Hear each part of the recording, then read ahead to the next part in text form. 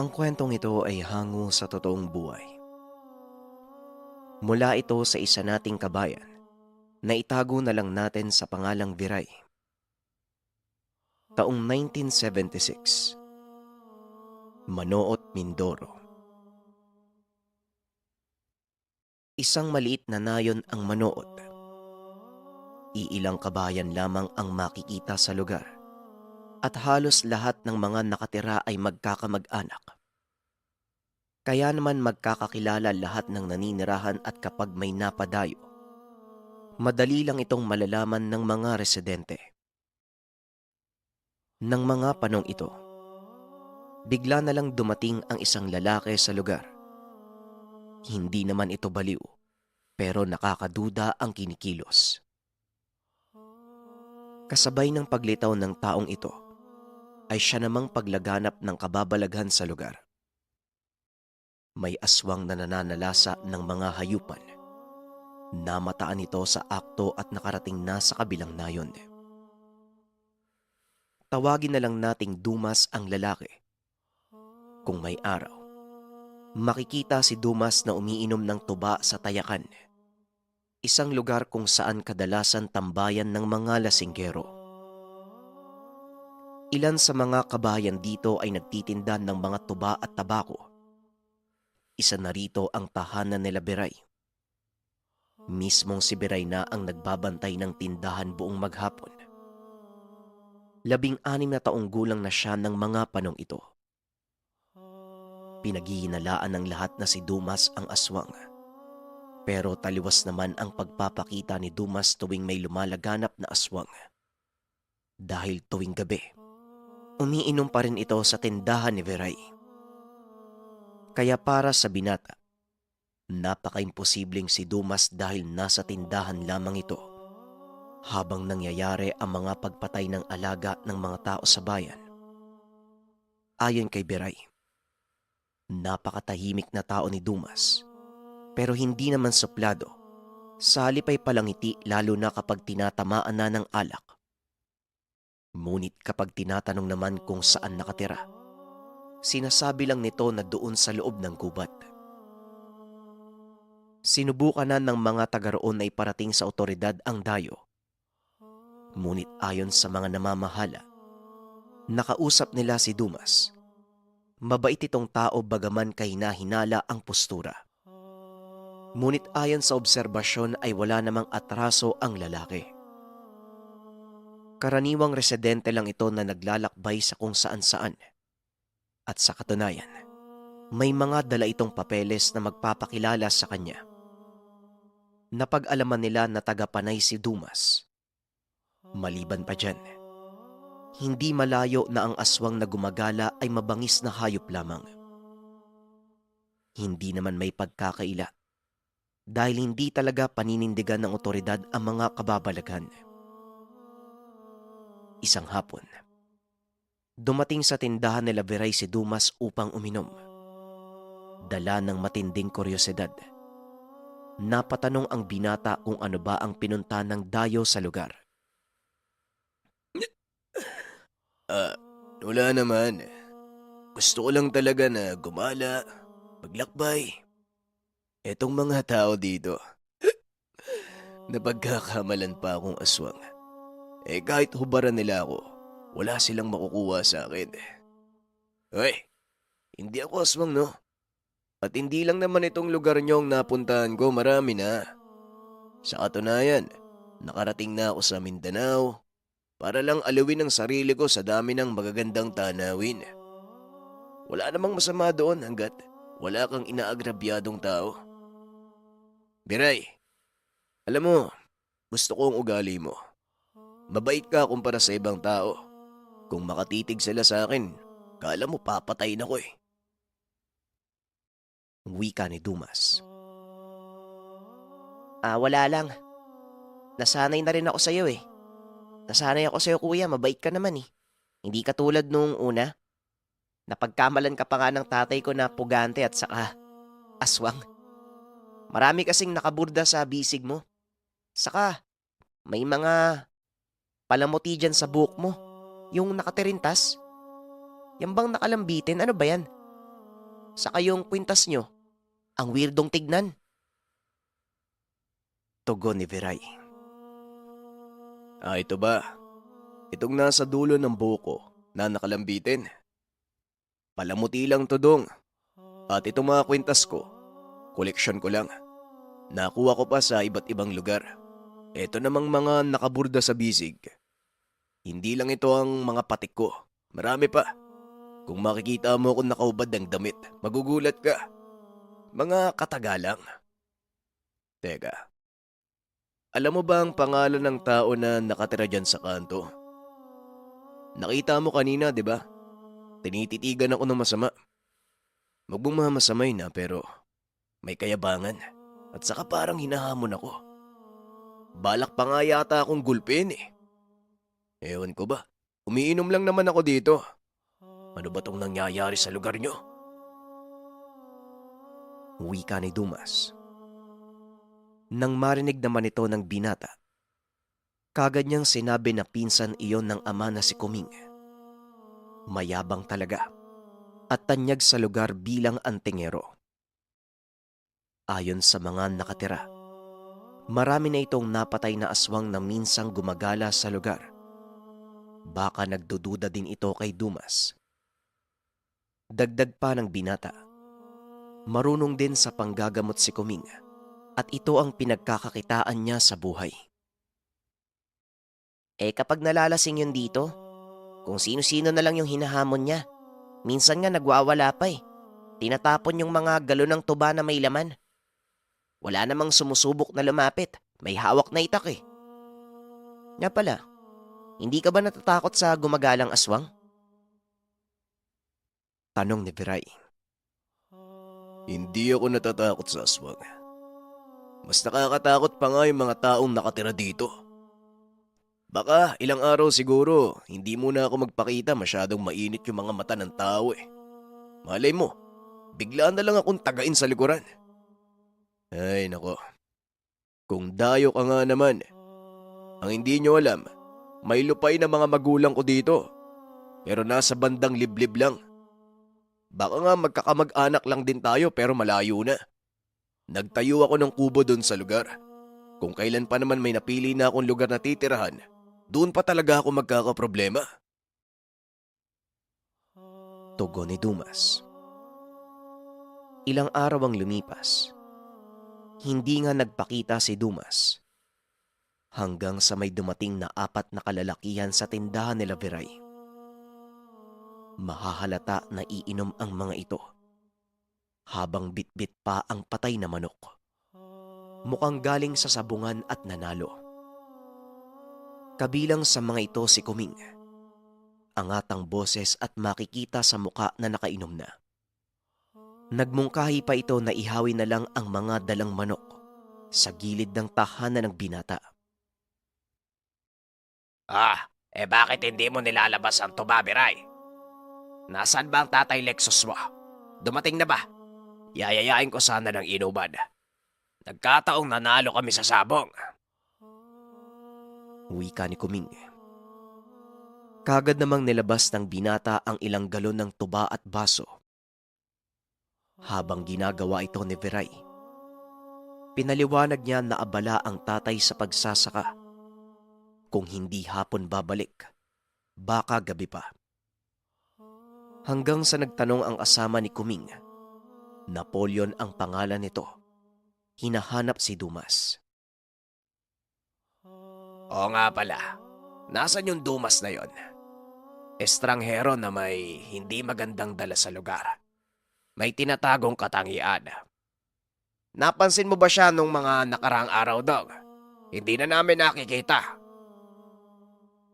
Wika ni Kuming. Wala po eh. Hindi ko nga din po napapansin. Baka abala lang. Tugon ni Viray.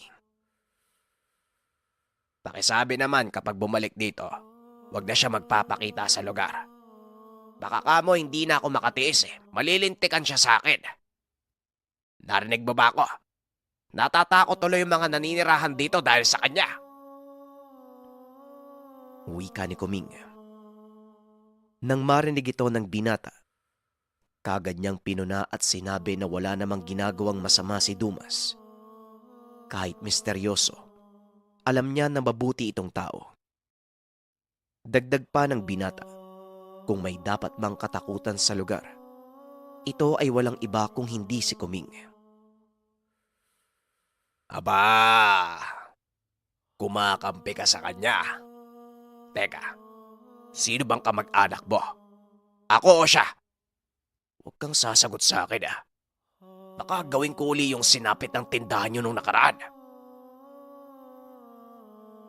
Nanahimik na lang si Viray.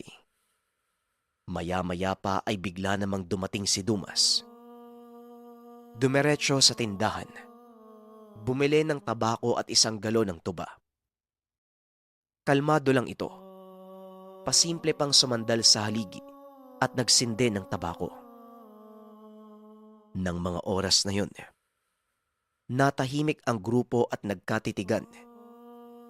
Siniko ni Kuming si Napoleon at pinaringgan ng tao. Oh, ayan na. Ayan na yung hinahanap mo, pare. Ang yabang mo kanina. Ngayon nakatitig ka lang. Wika ni Napoleon. Habang si Viray naman, halatang natataranta dahil alam niya sa sarili na magkakagulo. Lalo na nang makitang galit na si Kuming. Matapos itong paringgan ni Napoleon, tumayo ito at lumapit kay Dumas. Pinitik ni Kuming ang tabakong hawak ni Dumas. Hindi naman kumibo ang lalaki. Muling nagsindi ng bagong tabako. Aba, parang hindi mo alintana ang presensya ko Manhid ka ba? Ay, ito na ang huling araw na makikita ko yung pagmumukha mo sa lugar. Bumalik ka kung saan ka namumungad. Kamalasan ang dala mo dito sa baryo. Wika ni Kuming. Nanatiling tahimik si Dumas. Sumaglit pa ng tingin kay Viray at yumuko.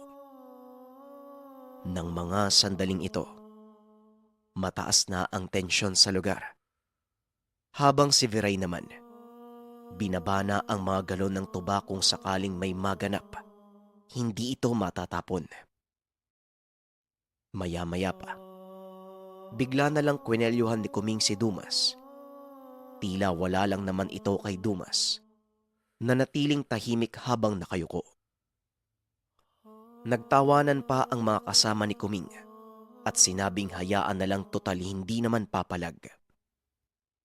Hindi nakinig si Kuming. Inambahan niya ng pagsuntok sa mukha si Dumas.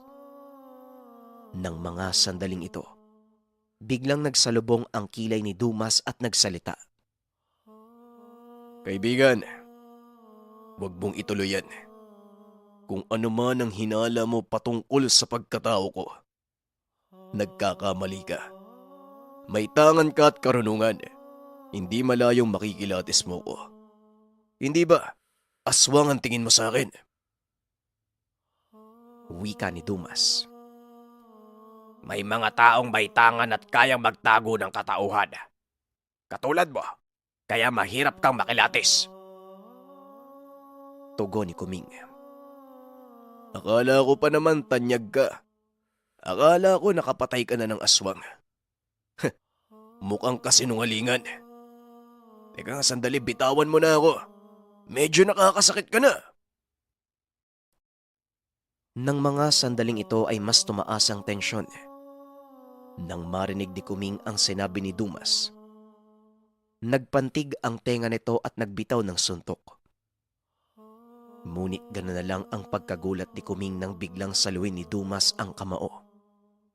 Pinilipit, sabay hatak at sipa sa mukha ni Kuming.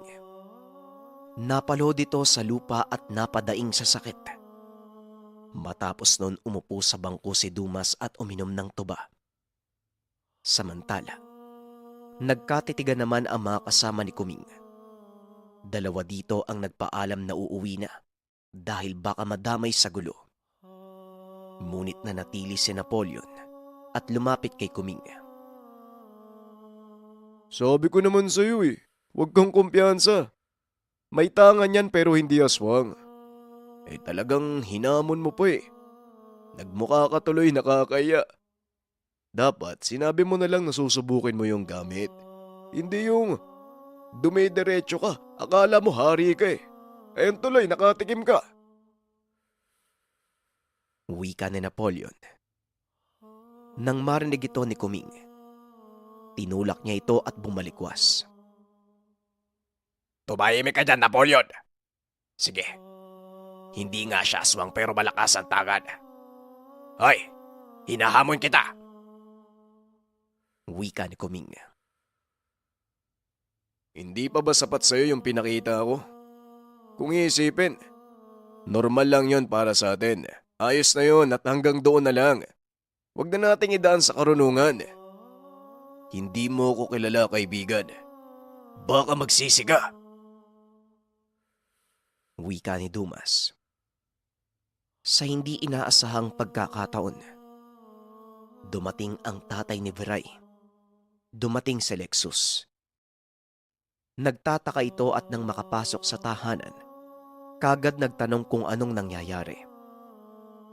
Pinaliwanag naman ni Viray na nag-aaway ang dalawa. Naloko na. Alam mo ba kung bakit ako napauwi ng maaga? Natuklasan ko kung ano at kung sino talaga si Dumas. Manunugis yan ng mga aswang. Batay sa sinabi ng kumpare ko, taga Palawan yan. Hinahabol yung mga aswang na nakatakas. Wika ni Tatay Lexus. Dito tumaliwas lahat ang pag-unawa ni Viray kay Dumas. Yung nabanggit nitong lupain na minana sa magulang, lahat ay pawang kasinungalingan. Sa halip, iba ang pakay ni Dumas sa lugar. Maaring ang lumalaganap na aswang ay siya ding tinutugis ng lalaki. Samantala, nagubad na ng damit si Kuming. Inunat ang mga daliri at braso na tila makikipagsuntukan na. Angat sa kintab ang suot nitong medalyong trespiko habang bumubuka ang bibig sabay tapik sa balikat. Hanggang sa hindi na nakapagpigil si Dumas, pinatulan na nito si Kuming. Panay ang awat ni Napoleon, ngunit inamba nito ng pagsuntok ni Kuming. Walang makikialam. Medyo nakakainsulto yung ginawa mo, Dumas. Hindi kita kilala. Pero ako, kilala mo ba ako? Una pa lang kitang nakita. Alam kong meron ng kakaiba sa'yo. Maaaring nagkamali ako na isa kang aswang. Pero may karunungan ka. Hindi naman may pagkakaila dahil halata naman sa mga palamuti sa katawan mo. Nakakamangha ang lakas mo. Pero hindi pa ako nagkakarga. Gusto kong malaman kung sino ka talagang animal ka. Wika ni Kuming. Nang mga sandaling iyon ay umalis na lang si Napoleon. Hindi na nakisali dahil hindi nakikinig sa kanya si Kuming. Ikaw ang bahala. Mukhang gusto mo pang mapaya ng pangalawang beses. Ober, ano pang ginagawa mo? Simulan mo na. Inaantay lang kita. Wika ni Dumas. Makikita sa mukha ni Dumas ang pagiging kalmado. Samantalang si Kuming naman, sinipa si Dumas ngunit mabilis itong nakailag.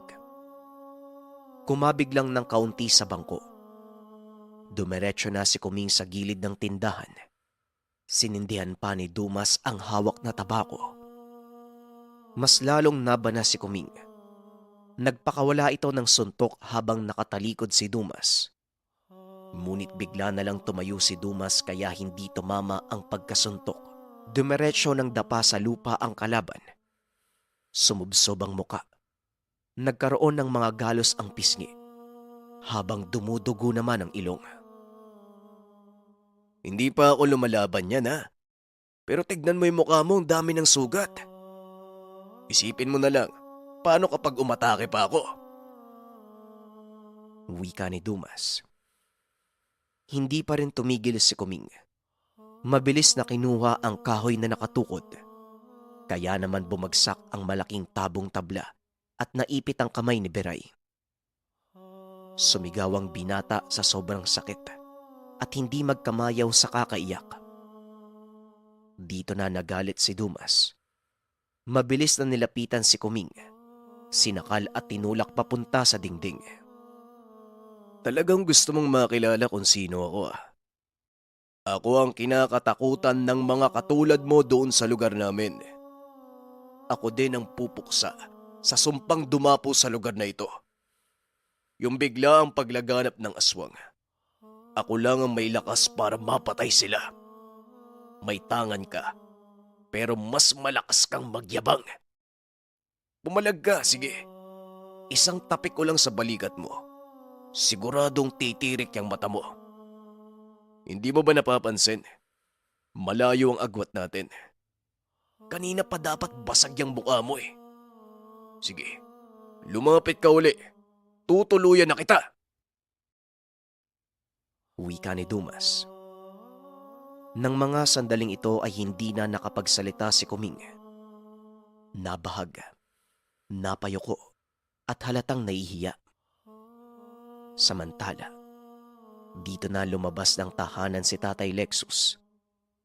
Pinagsabihan si Kuming at sinabing totoo ang sinasabi ni Dumas. Huwag ka nang lumaban pa, Kuming. Makakahanap ka talaga ng katapat mo. Ayan na, sa harapan mo na. Kanina ko pa gustong umawat pero hinayaan ko lang. Para din mapatunayan ko kung totoo ba yung sinabi ng kumpare ko. Kitang-kita naman at hindi may pagkakaila. Siya talaga ang manunugis ng aswag. Wika ni Tatay Lexus. Tahimik na umalis si Kuming. Samantala, bagaman may agam-agam si Tatay Lexus, pinili nitong kausapin si Dumas. Nagtanong ang ama kung anong nangyari at nakarating sa kanila ang aswang. Dagdag pa ng matanda, ano ang kinikilos ng mga nilalang upang mabigyan niya ng babala ang mga kamag-anak at makaiwas sa peligro. Kasalanan ko po yung lahat kaya pasensya na po sa inyo. Ako ang dahilan kung bakit pumunta dito mga aswang. Kung hindi lang sana ako naging maawain, dapat pinatay ko na sila. Pinalikas ko sila sa isang lugar doon banda sa amin. Binigyan ko ng babala na magbago at huwag maminsala ng mga tao.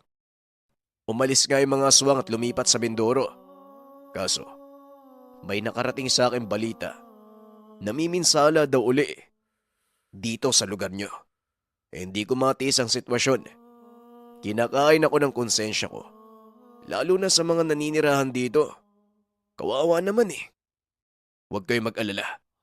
Ako ang papatay sa kanilang lahat. Wika ni Dumas. Nanlaki ang mga mata ni Tatay Lexus. Ang ibig sabihin, hindi lang iisa ang aswang. Kagad siyang nagtanong kung ilan ba ang napunta sa lugar. Kagad namang tumugon si Dumas na buong pamilya. Higit sa 5 ang bilang. Napabitaw ng mabigat na salita si Tatay Lexus. Ayon kay Dumas, mapanganib na uri ng aswang ang napadpad sa lugar. Sa ngayon, hindi niya tiyak kung nasaan ang mga ito. Makapalang gubat. At ang kinakatakot ni Dumas, baka umabot sa punto na tao na ang biktimahin, kagaya ng nangyari sa kanila. Nagpaalam si Dumas na aalis na. Nagtanong naman si Tatay Lexus kung saan pupunta. Sinabi nito ay hahanapin niya ang lugar ng aswang. Mahihirapan lamang siya dahil markado siya ng mga ito at kabisado na ang galaw. Mas mabuting dito ka na lang. Kami lang naman ang anak ko nasa bahay, yung asawa ko naroon sa bayan. Abala sa isa pa naming tindahan ng tuba. Minsan lang yan umuuwi. Wika ni Tatay Lexus. Tumanggi si Dumas. Bigla na lang nagsalita si Viray at sinabing bakit sa gubat namamalagi si Dumas, pwede namang doon sa tahanan nila. Isa pa, mas tiyak ang kaligtasan nila sa lugar dahil narito ang tagatugis ng aswang. Nang mga sandaling ito, tila nabati ang atensyon ni Dumas. Tumango na lang sabay ngiti at nagpasalamat. Yun na nga ang nangyari. Nanatili sa tahanan nila ang dayo. Matapos nun, sa halip na bigyan ng abiso ni Tatay Lexus ang mga kamag-anak, nilihim na lang niya ang mga nangyayari. Sa kadahilanang ayon kay Dumas, kalat na ang balita na may aswang. Hindi na kailangang abisuhan ang mga ito sapagkat mas lalala lamang ang sitwasyon kapag pinaalam ni Tatay Lexus ang buong detalye. Mas magiging matunog lang ang balita patungkol kay Dumas na siya namang magiging abala sa bawat hakbang na gagawin. Baka pagkaguluhan siya ng mga tao, hayaan na lang na may iilang nakakakilala sa kanya. Total hanggang duda lang ang mga ito. Pagsapit ng gabi, kung ano-ano ang tinatanong ni Veray, animoy gustong malaman kung bakit malakas si Dumas. Ang sabi nito, ang tangan na nakikita ni Veray na nasa dulo ng buhok na nakatarintas. Luha daw ito ng bayawak. Ito ang pangunahing gamit ni Dumas dahil sa angking abilidad na ibinibigay nito sa kanya. Maya-maya pa, bigla na lang bumisita sa bahay si Kuming. Nangingi ito ng pasensya kay Dumas, lalo na sa nagawa kanina. Napaghinalaan pang aswang, pero mali pala. Kung hindi daw itinago ni Dumas ang presensya, malamang malalaman kagad ni Kuming na hindi ito aswang. Sa halip, isang tao na may malakas na karunungan. May agam-agam kasi si Kuming dahil ang aswang ay marunong din na magtago sa katauhan. Pasensya ka na din ha, sinadya ko talaga to eh. Alam mo naman siguro kung ano ang dahilan. Sa oras na may kaalaman, huwag ilalantad. Alam ko din na may malasakit ka sa mga tao, kaya alam kong nag-aalala ka nang dumating ako. Pero kaibigan, payo lang, huwag nating gamitin ang kaalaman sa karahasan. Wika ni Dumas. Tumango si Kuming. Sinabing walang makakaalam sa tunay na pagkatao ni Dumas at kung ano man ang magiging hakbang nito, tutulungan niya ang dayo. Subalit sinabi ni Dumas, nabasag umano ang gamit ni Kuming. Alam ko naman yon, Dumas. Pero ang totoo, hindi ako umaasa sa gamit. Sa mga orasyon at lihim na aral ako nakatuod. Itong ngipin ng kalabaw ko basag na. Pero hindi ibig sabihin nun wala na akong kayang gawin. Nga pala, ano ba ang tangang dala mo? Hindi ko man lang naramdaman. Pero kung makapagbigay ng lakas sa katawan mo sagad, hindi ako makapaniwala. Tanong ni Kuming. Nagkaroon ito ng interes na malaman kung ano ang bertud ni Dumas. Nang mga sandaling ito, nag-aalala si Dumas na sabihin kay Kuming kung ano ang meron siya. Baka maging banta ito sa buhay. Pero dahil na rin sa pagpapakita nito ng maayos na pakikitungo, tumango si Dumas, pero dapat maging bukas ang isip ni Kuming dahil ang matutunghayan niya ay sadyang kakaiba kumpara sa karaniwan. Si Tatay Lexus, pati na rin si Veray, napangiti dahil malalaman niya na ang gamit ni Dumas bukod pa sa luha ng bayawak. Itong maliliit na bato na pinagbuhol-buhol ko sa tali at ginawang kwintas. Kambal mo siya ng balete. Bunga ng sinukuan, bato omo, sa tuyong batis. At itong nasa gitna, pungkol na santol. Nakuha ko ito sa iba't ibang lugar, na kung saan may mga kababalagang lumalaganap. Itong isa naman na sabi ko na kay Beray, luha ng maiwagang bayawak. Hindi bayawak na may karaniwang laki, kung hindi, mas malaki pa sa tao. Kung isipin mo, parang buwaya eh. Sa liblib na lugar ng Mindanao ko ito nakuha. Hindi ko inaasahan na ako'y makakakuha sa gamit sa dami ng mga taong nagtatangkang makamtan ito sa lugar. Wika ni Dumas. Sa pagpapatuloy ng dayo, Karamihan sa nagtangkang kumuha sa mutya mula sa bayawak ay namatay. Ang iba ay hindi natagpuan.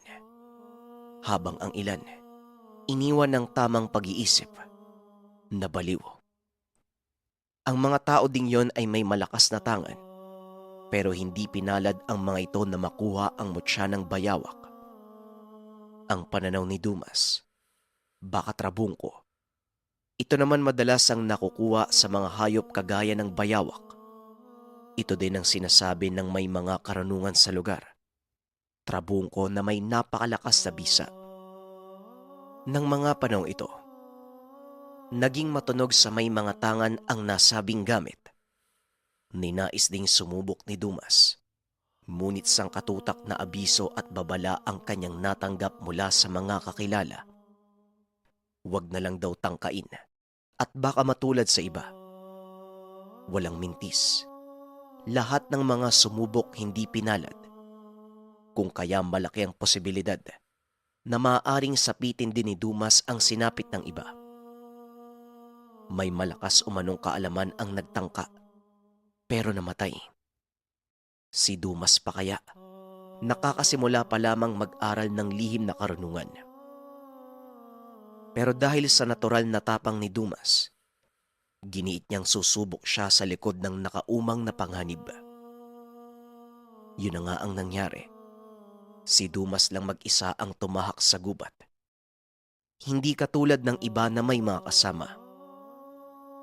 Nag-alala ang mga tao noon. Inaasahan na nila kung hindi mababaliw o mamamatay si Dumas, hindi na ito makakabalik pa. Umagang nagsimulang maglakbay si Dumas. Inabot siya ng tanghali bago pa makarating sa nasabing lugar.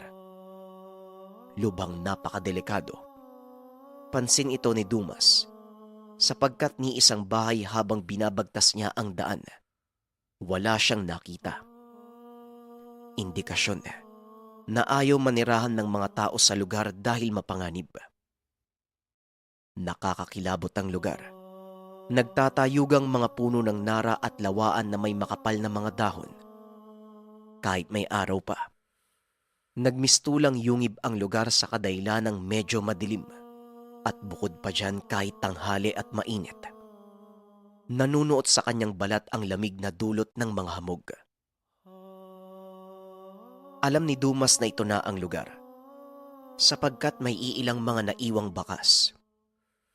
Ilang kinalawang napatalim. Nakahawi ang mga damo at halatang may nangyaring pakikipaglaban. Bukod pa dyan, dama niya ang bigat ng lugar. Nawari pinamumugaran ng mga mabangis na lamang lupa at aswang. May nakita siyang maliit na batis. Nagmumula ang daloy sa isang bukal sa ibabaw. May angking tapang man si Dumas, pero ng mga sandaling iyon ay binalot siya ng pangingilabot. Lalong-lalo na nang marinig ang mga kakaibang huni. Animoy mabangis na halimaw. May mga maihinang halakhak na animoy bungisngis ng mga lamang lupa. Naghanap ng magandang pwesto si Dumas. Ayon kasi sa narinig niya, tanghali at kung hindi naman kaya, dapit hapon ang pagpapakita ng bayawak. Habang naghahanap ng lugar, inalam ni Dumas ang sistema. Pinag-aralan kung saan siya maaaring tumakbo at kung saan maaaring lumaban. Pero napakahirap. Makitid ang daan dulot ng mga naglalakihang ugat at kapal ng mga damo. Idagdag pa dyan ang mga tinik na makate. Ganun ba, kaibigan? Anong ginawa mo? Tanong ni Kuming. Umakyat ako sa puno. Sa tingin ko, makikita mula sa itaas yung sinasabing bayawak kapag lumabas na. Inabot ako ng takip silim pero wala eh. Ang nakita ko, babae. Nakakapagtaka kung paano siya nakarating dun sa lugar. Tugon ni Dumas. Wala siyang naramdamang kakaiba doon sa babae. Casual ang suot pero kita ang hubog ng katawan. Bigla itong lumingon sa kanya. Dito niya napansin, ubod ng ganda ang babae. Ngumiti sa kanya, nawari ng aakit. Pero hindi siya nagpadala. Sa halip ay inobserbahan niya lamang. Hanggang sa nagsalita ang babae, nagtanong kung taga saan siya. Kanina pa siya inoobserbahan ng babae. Sa katunayan, lumapit ito sa kanya upang pababain ng binata. Bumaba ka dyan, Ginoo. Ano bang ginagawa mo dito sa lugar? Wika ng babae. Ang pangalan nito ay Salin. Nagpakilala din si Dumas. Maya-maya pa dahil sa tingin niya, maayos naman itong makitungo. Bumaba siya at lumapit kay Salin. Habang papalapit, mas naging malinaw sa mata ni Dumas ang kagandahan nito. Maputi, mamula-mula ang labi. Mahirap itanggin na nabibighani siya sa ganda ng dalaga. Mahinhin ang babae na wari birhen. Lumapit naman sa kanya at hinawakan ang kamay ni Dumas. Inilapit ang mukha ng babae na animoy hahalikan si Dumas. Nag-aalab na ang pagkalalaki ni Dumas. Pero dahil sa respeto sa sarili, pinili niyang ibaling ang tingin sa ibang direksyon. Kinalas niya ang hawak ng babae. Teka, hindi tayo magkakilala. Wala ka bang dignidad? Tanong ni Dumas. Hinatak naman ang kanyang kwelyo, dahilan para kamuntikan magpang-abot ang kanilang mga labi. Dikit na ang katawan ng babae sa kanya. Nararamdaman niya ang dibdib nito. Pero hinarang ni Dumas ang kanyang kamay at sinabing umuwi na ang babae kung saan siya nakatira. Dito nakita niyang bahagyang umatras si Salin. Tinitigan siya na animoy sobrang seryoso. Maya-maya pa tumango ang babae at naglakad paalis. Nang mga sandaling iyon dahil na rin sa matinding kuryosidad, sinundan ni Dumas ang babae upang alamin ang pagkakakilanlan. Gusto niyang patunayan sa sarili kung totoo bang malapit lang ang bahay ng dalaga. Habang nakasunod kay Salin, para umanong unti-unting nagbabago ang itsura ng paligid. Animoy para siyang lasing na umiikot ang buong lugar. Kung kaya naman napaupo na lang si Dumas. Hanggang sa pagtanaw niya sa unahan, may isang tahanan. Maliit na bahay pero maganda ang pagkakagawa. Nakita niya doon si Salin. Sumilip sa bintana. Ilang sandali lang ay sinara ito ng babae. Sa puntong ito, kumpirmado na dito nga nakatira ang babae.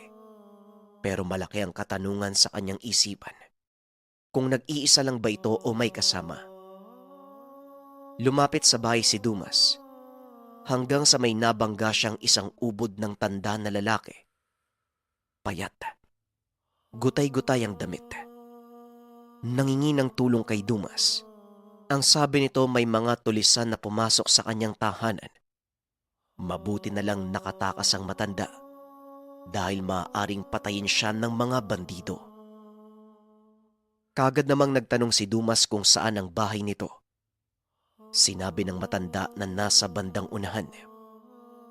Tumango si Dumas.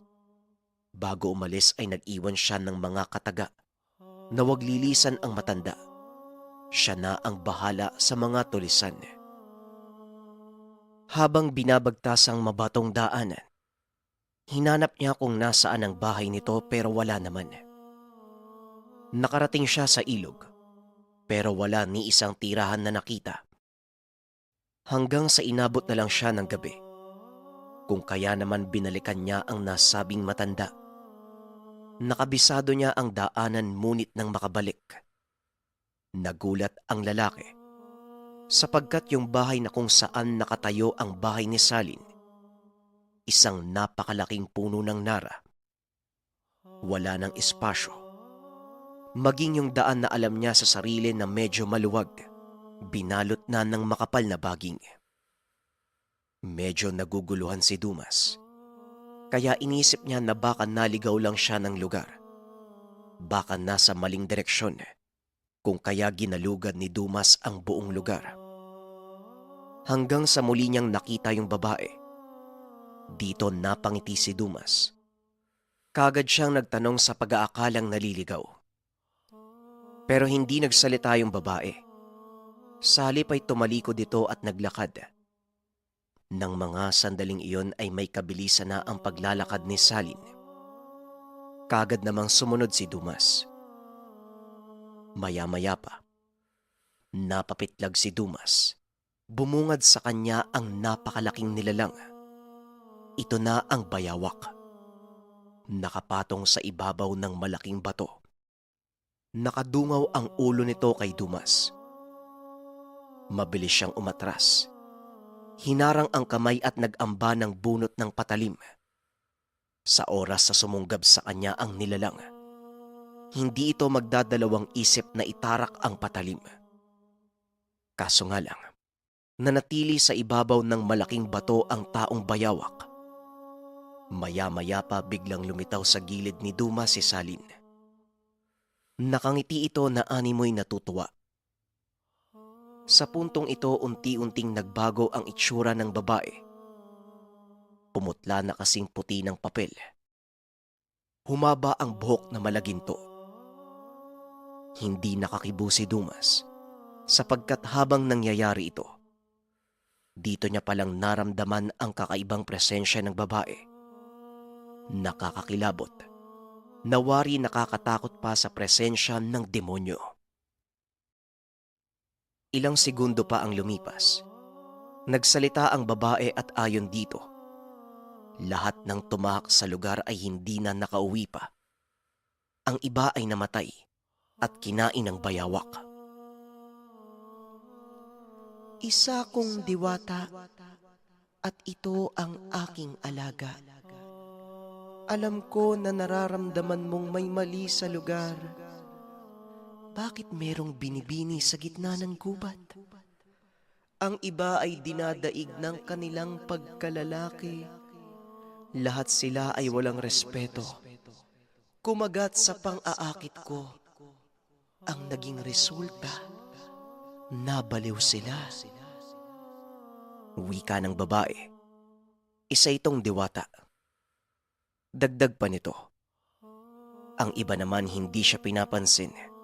Ang hangad lamang ay makuha ang bagay na makakapagbigay ng lakas sa tao. Sa pagpapatuloy ng diwata, kay Dumas lang niya narinig ang dignidad at napagsabihan siya ng binata. Kung kaya dahil dito, nalaman niya na mabuting tao si Dumas. Sa ikalawang pagsubok, kung hinayaan ni Dumas ang matanda, ang ibig sabihin nito ay wala siyang pakialam sa tao. Pero dahil sa ipinakitang pagmamalasakit at ninais itong matulungan, hindi niya na kinakailangan pang subukan ng ilang ulit ang binatilyo. Bukod pa dyan, hindi kagad sumuko si Dumas. Hindi pinanghinaan ng loob. Sa halip hinanap talaga ang bahay ng matanda. At nang makabalik, sinigurado ang kalagayan nito. Natuwa ang diwata. Ang matanda at siya ay iisa lamang. Matapos nun, naglakad si Salin patungo sa bayawak. Bigla na lang nagliwanag ang mga mata ng bayawak. May nalaglag sa lupa na galing sa mga mata nito. Dinampot ng diwata. Kasabay naman ng pagdampot ay siya namang paglaho ng malaking nilalang. Maaari ka nang umalis, lalaki. Huwag kang dadaan sa dinadaanan ng mga tao dahil mapanganib. Maraming magtatangka sa buhay mo. Maraming taong nakaabang sa'yo. At kung hindi ako nagkakamali, papatayin ka nila. Dito ka dumaan. Mas mabilis kang makakarating sa lugar mo. Sa mismong lugar kung saan ka nakatira. Wika ng diwata. Habang nagsasalita ito, kumikinang ang kanyang kamay. Mula ito doon sa nalaglag sa mata ng bayawak. Ramdam ng lalaki na ito na ang mutya. kung kaya gusto niya sanang kunin. Pero dahil na rin sa respeto sa diwata, hindi na siya humiling pa na ibigay ito sa kanya. Kaya naman tumangulang si Dumas. Umuwi na siya. Nagpasalamat sa pagbibigay ng tamang direksyon. Sandali lang. Bumalik ka nga dito. Hindi kita maintindihan, tao. Pumunta ka dito para makuha ang lakas ng mutya. Bakit parang napakaiba mo? Nagpakahirap ka sa pagpunta. Isinugal ang buhay. Pero aalis ka lang. Wika ng diwata. Hindi bali na lang siguro, ayos na ako. Sapat na yung ligtas ako. Alam ko namang mahalaga sa'yo yung gamit na yan eh. Akala ko trabong ko. Luha pala. Sadyang nakakamangha. Salamat Salin ha. Salin pala ang pangalan mo. Salamat ha. Alis na ako. Wika ni Dumas. Hindi ka na kailangang baliwin.